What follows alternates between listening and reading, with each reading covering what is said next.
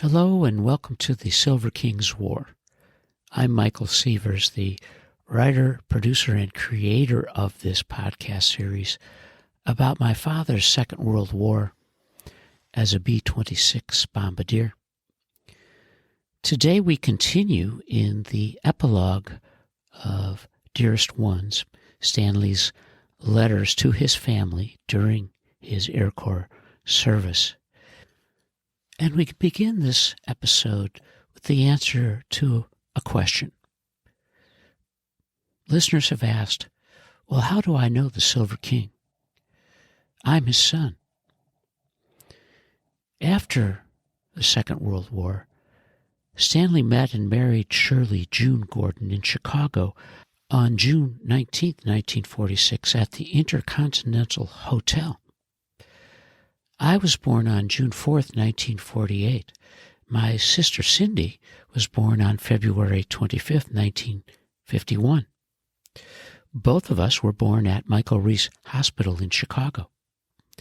Our dad, Stanley, the Silver King, was born on April 23rd, 1923 in Birmingham, Alabama. And Mom was born on June 23rd, 1922 in Chicago.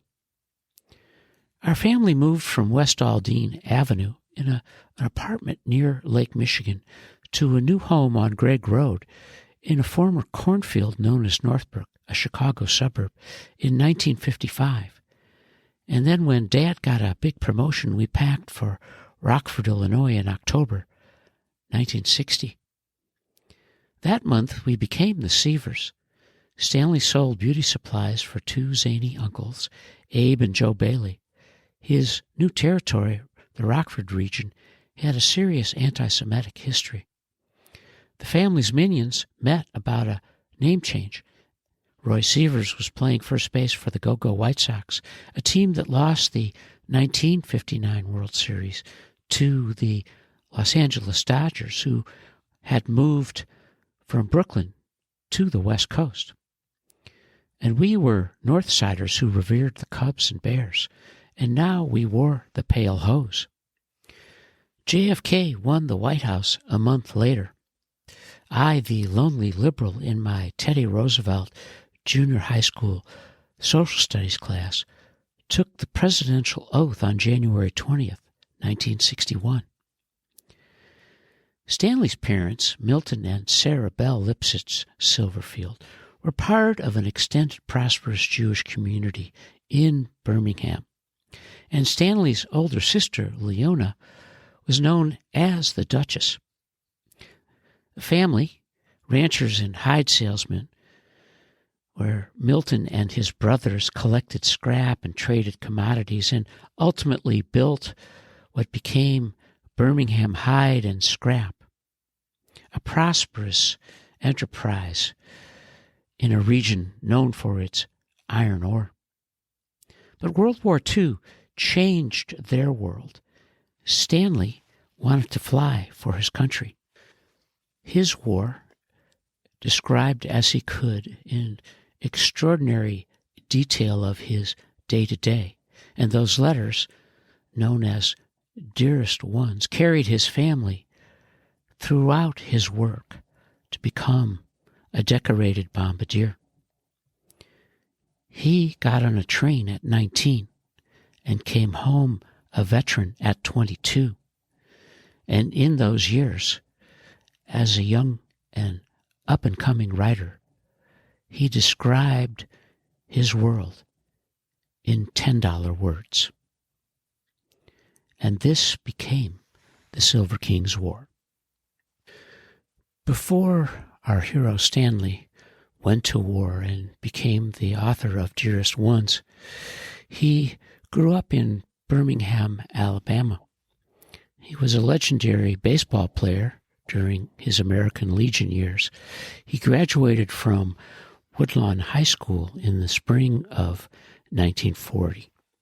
And as his family began to prosper, as the nation was coming out of the Depression, he and his sister, Leona, spent many hours at the Hillcrest Golf and Country Club. The extended Silverfield family loved to party, and the club became one of their special places. Hillcrest was an outgrowth of the Phoenix Club, which was founded in 1883 by Birmingham's Reform Jewish community. In 1922, the year before Stanley was born, Hugo Marx and Leo Kaiser led a group who purchased the property for $40,000 and developed a 9-hole golf course and clubhouse. As you know, as faithful followers of the king, this country club played a significant role in the war years for the Silverfields and became a refuge for his family as they were seeking some opportunity to celebrate during difficult times. After graduation, Stanley decided to follow his sister Leona north to Illinois for college.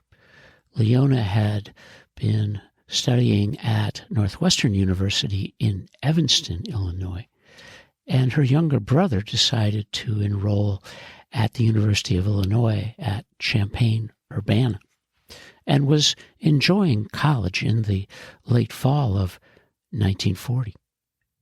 As 1941 began, Stanley was enjoying college life, had signed on for Reserve Officer Training Corps, known as ROTC, and his social life centered around his fraternity. Stanley was recruited to join the Phi Epsilon Pi fraternity at the University of Illinois, and he was initiated in February of 1941 and was really enjoying college as the spring term ended. He went home for the summer and returned for fall classes when life began to change. The changes for Stanley were foreshadowed by significant events, and the war in Europe was underway as Germany had invaded Poland and France. President Roosevelt, in the fall of 1940, on September 16th, had signed the Selective Training and Service Act of 1940, and that act required all men between 21 and 45 to register for the draft.